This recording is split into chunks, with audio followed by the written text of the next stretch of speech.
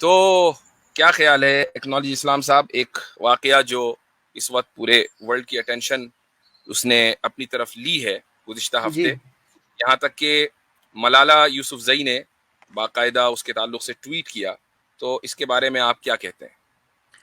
जी औज़ुबिल्लाहि मिनश्शैतानिर्रजीम बिस्मिल्लाहिर्रहमानिर्रहीम।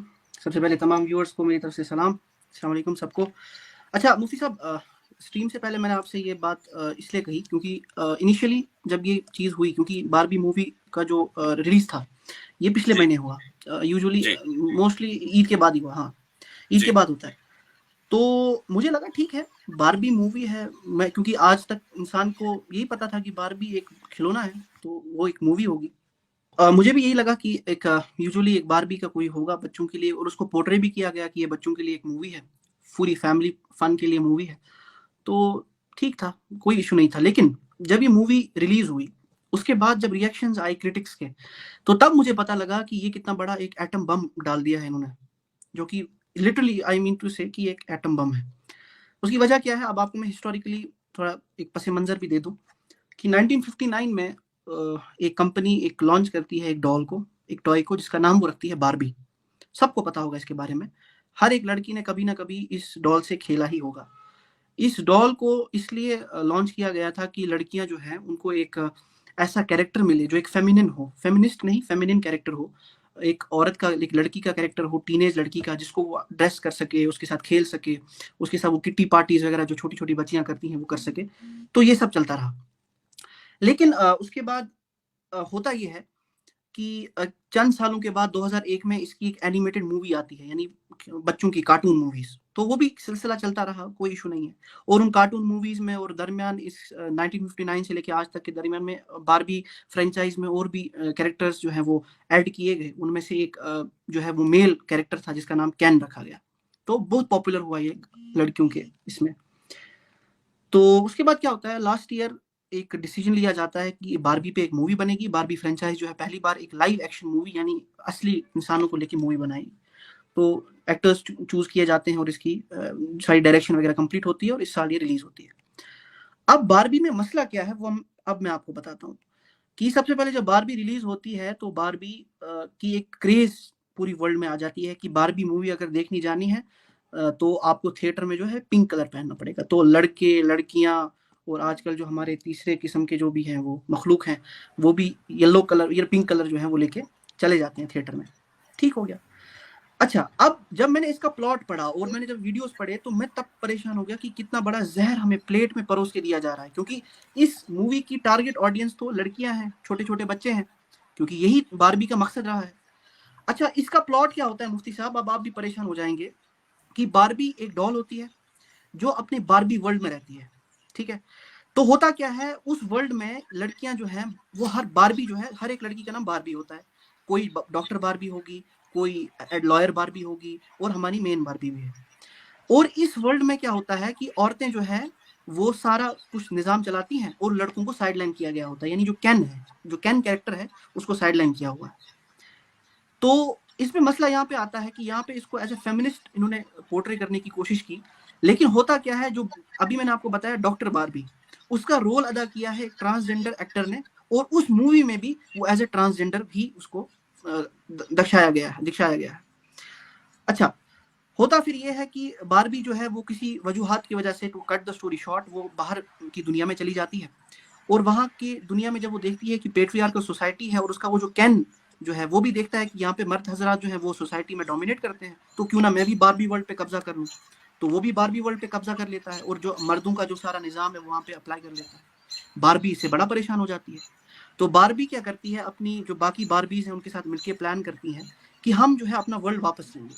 तो वो क्या करते हैं, वो इन कैंस के साथ एक रिलेशनशिप करते हैं, प्यार का रिलेशनशिप ढकोसला करते हैं उनके साथ, वो गर्लफ्रेंड बॉयफ्रेंड का। और उसके बाद इनको आपस में लड़वाते हैं, मर्दों को आपस में लड़वाते हैं, और at the end, to cut the story short, उस बारबी वर्ल्ड को जीत लेते हैं और वापस से वही सब चीज़ें जो है वो वापस आ जाती हैं। यदि मेट्रियार्कल सोसाइटी, एक फीमेल डोमिनेटेड सोसाइटी।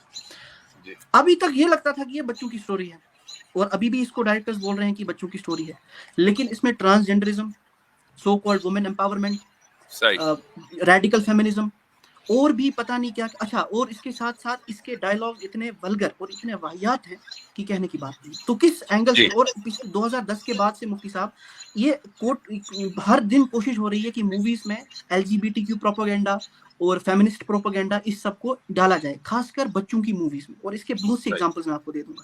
अच्छा मुफ्ती साहब, हंसने वाली बात यह है कि इस मूवी का क्लैश एक बहुत जबरदस्त मूवी के साथ हुआ जिसका नाम है ओपनहाइमर। मैं ये नहीं कह रहा कि आप लोगों को मूवीज देखनी जानी चाहिए, लेकिन ओपनहाइमर और ये दोनों जो एक साथ रिलीज होनी थी, इनमें शायद 2 या 3 दिन का गैप था। ओपनहाइमर बेस्ड थी रॉबर्ट ओपनहाइमर में, जिसने एटॉमिक बॉम्ब बनाया, तो उसी की पूरी स्टोरी पे ये बेस्ड थी। अब क्या होता है, अब आप देखिए कि मुफ्ती साहब, होना ये चाहिए था कि उस मूवी का कलेक्शन ज्यादा होना चाहिए था। एक हिस्टोरिकल बेस्ड मूवी है जिसमें फिजिक्स के बारे में बताया गया है, एक रियलिस्टिक मूवी है, जबरदस्त मूवी। मैंने पर देखी नहीं है, बट ओवरऑल जिसका प्लॉट अच्छा है। लेकिन मुफ्ती साहब, अमेरिका में वो मूवी बनिस्बत बारबी के कम परफॉर्म करती है। ये जो है लोगों का वहां पे माइंडसेट हो गया है, और मैं इसीलिए चाहता था कि आपके जरिए से ये हाईलाइट हो इशू कि हम लोगों को, पेरेंट्स को चाहिए कि वो खुद एक अब सेंसर बोर्ड बने कि हमारे बच्चे क्या कंज्यूम कर रहे हैं, सही किस तरीके से वो चीजों को ले रहे हैं। तो यही था राइट इशू, एक मुफ्ती साहब में मैं चाहता ये था। एक बहुत राइट ये बहुत इंपॉर्टेंट आपने पॉइंट बताया है। जाहिर है कि हम यहाँ किसी भी मूवी को प्रमोट नहीं कर रहे हैं, यानी हम ये नहीं कह रहे हैं कि वो जो दूसरी मूवी है उसका नाम क्या बताया आपने? ओपनहाइमर मुफ्ती साहब। Oppenheimer, right. जी। तो आप उसको देखें बारबी की जगह, इसको नहीं कहा जा रहा है। लेकिन इस वक्त सूरत हाल पूरी दुनिया में यह है कि हम सभी इसके जिम्मेदार भी हैं और मजबूर भी बाज मतलब हो जाते हैं कि हम अपने बच्चों को फ़ोन दे देते हैं, टैबलेट दे देते हैं, आईपैड दे देते हैं, और फिर उनको एक्सेस है यूट्यूब का भी, या मसलन नेटफ्लिक्स का, या इसके अलावा जो दूसरी चीज़ें हैं। तो अब वहाँ पर जो वीडियोस आ रही हैं बच्चे उनको देखते हैं। अब बारबी जो है वो एक बच्चों का एक फेवरेट कैरेक्टर है, और हमारे यानी बचपन में ये बात तय थी कि भाई बारबी बारबी डॉल से लड़कियां ही खेलेंगी, और एक वो बिल्कुल। उसमें उसमें इतना ज्यादा तनव्वो नहीं होता था कि भाई उसकी किस्म किस्म की, हाँ ठीक है वो अलग अलग रूप में आती थी, लेकिन ऐसा नहीं था कि उसमें इतना ज्यादा तनव्वो हो कि वो ट्रांसजेंडर भी हो, ये सारी चीजें पहले नहीं थी। फिर अब एक मूवी की शक्ल में उसको पैट्रियार्कल सोसाइटी पर अटैक करने के मकसद से उसको पेश किया गया। अब देखें यहाँ पर जो उसूली बात है उसको समझना है, वो ये है कि जो पैट्रियार्कल थीसिस है वो दरअसल इंसानी सोसाइटी की बका के लिए ज़रूरी है। यानी ये ज़रूरी है कि सोसाइटी जो है वो पैट्रियार्की को फॉलो करे। अगर वो एग्जैक्टली। फॉलो नहीं करेगी, अगर आप पूरी सोसाइटी को इस तरह न्यूट्रलाइज कर दें कि उसमें पैट्रियार्की न रहे, तो वो सोसाइटी का कोलैप्स हो जाना तय है। और यही वजह है कि इंसानी तारीख का जितना हिस्सा हमें मालूम है, उस पूरे हिस्से में हर सोसाइटी, हर तहजीब पैट्रियार्कल रही है। हाँ, इस्तिस्नाआत और एक्सेप्शंस कहीं कहीं होते हैं। मिसाल के तौर पर आप ये कह सकते हैं कि भाई नहीं, फला जगह तो क्वीन थी, फला जगह तो मलका थी, कुरान करीम में मलका सबा का जिक्र है। लेकिन आपको ये जहन में रखना चाहिए कि मलिका सबा, या जिसको बिल्कीस कहा गया, मुफस्सिरीन ने उनका नाम जिक्र किया, तो वो भी पैट्रियार्कल सोसाइटी थी। यानी उनके जो हवारी थे या उनके जो मुशीर थे, सारे के सारे मर्द थे। ये अलग बात है कि एग्जीक्यूटिव पावर किसी जगह मसलन औरत को दे दी गई। तो ये जो पैट्रियार्कल थीसिस है ये क्यों नेचुरल है, मैं उसकी एक वजह बयान करना चाहता हूँ। वो वजह यह है कि जो इस वक्त साइंटिफिक रिसर्चेस हैं उनसे हमें ये पता चलता है कि औरतें ओवरऑल हाइपरगेमस होती हैं। और हाइपरगेमी का मतलब ये होता है कि औरतें मसलन अपने से बेहतर मर्द का इंतखाब करना चाहती हैं कि जो तालीम में उनसे फायक हो, जो माल और दौलत में उनसे बढ़ा हुआ हो। यही वजह है कि अगर आप, आम तौर से ये बात हो रही है, हर औरत की बात नहीं हो रही है, एक्सेप्शंस आर ऑलवेज देयर। मसलन अगर आप औरत के सामने एक दो मर्द बिठाएं और उसको ऑप्शन दें कि भाई तुम चाहे इससे निकाह कर लो और चाहे दूसरे से निकाह कर लो, और मसलन ये दोनों मर्द एक ही फैमिली से आते हों, मसलन एक ही खानदान से आते हों, और यानी नसब के एतबार से कोई मसला नहीं है, हसब के एतबार से कोई मसला नहीं है, ख़ानदान की जो रेप्यूटेशन है सोसाइटी में उसके एतबार से कोई मसला नहीं है, माल और दौलत दोनों की बराबर है, एजुकेशन दोनों की एक है, एग्जैक्ट एवरीथिंग इज सेम। लेकिन फ़र्क ये है कि एक मर्द थोड़ा सा शॉर्ट है और दूसरा लंबा है, टॉल है।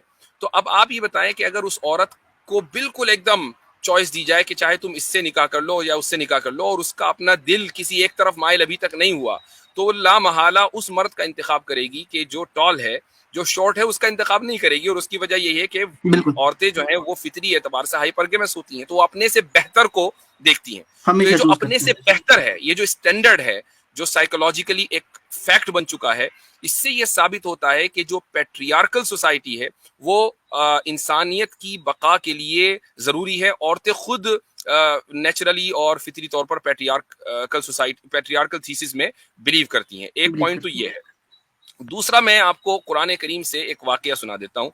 ये वाकया हजरत सुलेमान का और हजरत सुलेमान अलैहिस्सलाम और बिल्कीस का जो वाकया है, मैं उसकी तरफ इशारा कर रहा हूँ। गालिबन पिछली किसी स्ट्रीम में किसी ने पूछा भी था, तो मैं उसका उसको दोबारा जिक्र कर देते ताकि लोगों के इल्म में इंशाअल्लाह इजाफा हो और जिनको मालूम है उनका इल्म ताज़ा हो। वो ये है कि बिल्कीस ने हजरत सुलेमान अलैहिस्सलाम से सुलह कर ली थी और सुलह के नतीजे में हर जगह अमन अमान फैल गया, कोई जंग नहीं हुई। तो अब कुरान, लोग ये कहते हैं कि देखो कुरान में ये जिक्र किया गया है कि बिल्कीस भी मलका थी, कुरान ने उनके मलिका होने को कंडेम नहीं किया, उनके मलिका होने को मुस्तरद नहीं किया। तो आप ये कैसे कह सकते हैं कि पेट्रियार्कल थीसिस ही सही है और औरत के हाथ में इक़्तिदार नहीं आना चाहिए या सोसाइटी की बागडोर नहीं आना चाहिए? तो इसका जवाब यह है कि अगर हम बिल्कीस के लोगों के पर्सपेक्टिव से देखें तो बिल्कीस ने जंग ना करके दरअसल अपनी डिफीट को एक्सेप्ट कर लिया था, जबकि जो उनके इर्द गिर्द लोग थे बिल्कीस के, वो ये मशवरा दे रहे थे कि हमारे पास ताकत है, अगर हमारे पास ताकत है तो हम क्यों इस ताकत को नहीं आजमाते, क्यों हम जंग नहीं करते सुलेमान और उनके लश्कर से। लेकिन बिल्कीस ने क्या कहा था कि इन्नल मुलूका इज़ा दखलू क़रियतन अफ़सदूहा व जअलू अइज़्ज़त अहलिहा अज़िल्ला, कि जब बादशाह किसी शहर में दाखिल होते हैं तो वहां के जो एलीट क्लास है उनको वो इस तरह सजा देते हैं कि वो लोअर क्लास बन जाती है और उन इलाकों को तबाह कर देते हैं। लिहाजा हमें ऐसा रास्ता इख्तियार नहीं करना चाहिए कि जिसमें हमारी पॉसिबली तबाही हो। तो बिल्कीस ने गोया के जंग से अवॉइड किया। जंग से अवॉइड करने का नतीजा ये हुआ कि सुलह हो गई और सुलह इस तरह हुई कि बिल्कीस ने हजरत सुलेमान अलैहिस्सलाम का पेश करदा कलीमा पढ़ लिया और पूरी की पूरी कौम मुसलमान हो गई। इमेजिन करें कि अगर हजरत बिल्कीस का कोई जनरल मुसलमान नहीं हुआ तो उसके एतबार से तो ये डिफीट हुई ना, इससे बढ़कर और क्या डिफीट है कि हम बगैर लड़े हमने अपनी हार को तस्लीम कर लिया। तो अब मुझे बताइए कि इस वाकये के अंदर भी जो पेट्रियार्कल थीसिस है उसको अल्लाह सुब्हानहू व तआला ने तरजीह दी है, उसको प्रेफरेंस दी है और बताया है कि कैसे जहां मर्द के पास इक़्तिदार था वो बगैर लड़े उसने जंग जीत ली, जहां औरत के पास इक़्तिदार था तो उसने अपनी शिकस्त को तस्लीम कर लिया। तो इससे यह साबित होता है कि मुआशरे की बका जो है वो पेट्रियार्कल थीसिस में है। मुफ्ती साहब, इसमें एक और चीज है जी कि जो बारबी मूवी का जो टाइटल है ना जी, वो पता है क्या है? वो है she is everything, can is just nothing, he is can, he just can. ये टाइटल है, इसका टाइटल लाइन जो इसकी पंच लाइन है वो ये है। तो अंदाजा करें कि क्या कंटेंट हमें परोस रहे हैं।